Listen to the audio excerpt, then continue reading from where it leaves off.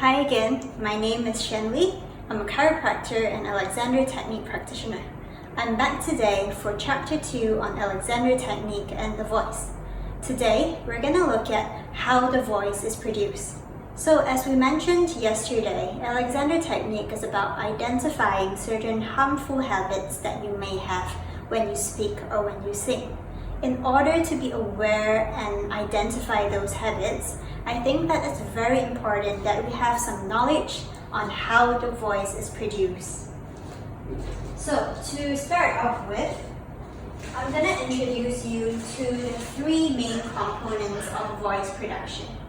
So the first is your power source, which is your lungs. The second is the vibrator, which is your larynx or your voice box. The third is the resonator, which represents your mouth and your pharynx. So to go into further details, the first one, as I said, is your power source. So I've used this biodegradable plastic bag made out of corn to represent the air inside your lungs. So what happens is, when you breathe in, obviously you've got a lot of air through here, and when you breathe out, air comes out and then it hits your voice box that sits right on top, which is this through here. So this is actually your larynx.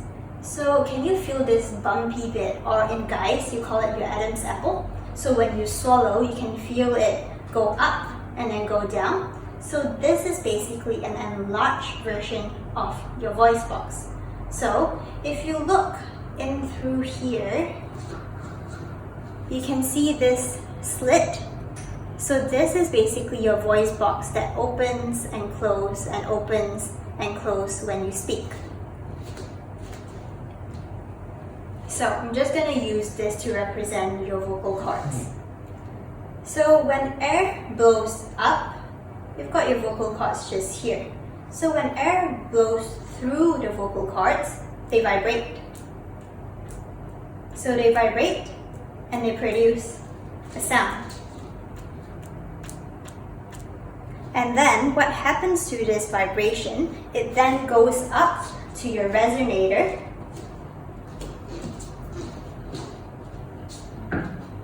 which is through your pharynx and your mouth, which is a closed space that helps to amplify the sound.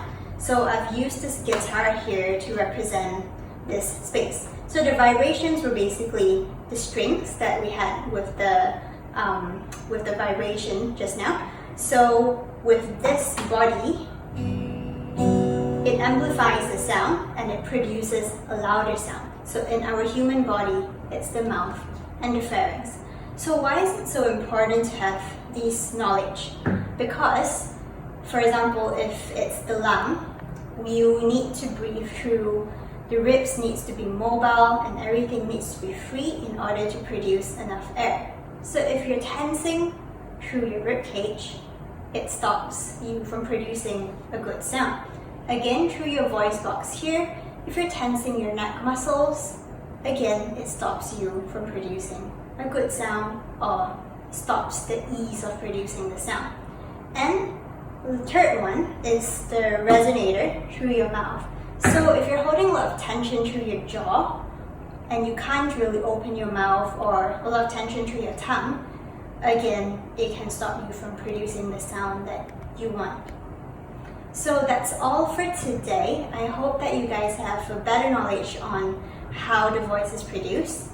Join us tomorrow for Chapter 3 of Alexander Technique and the voice, where we'll explore more on how to use yourself, how to release and notice certain tensions in yourself while you sing or speak.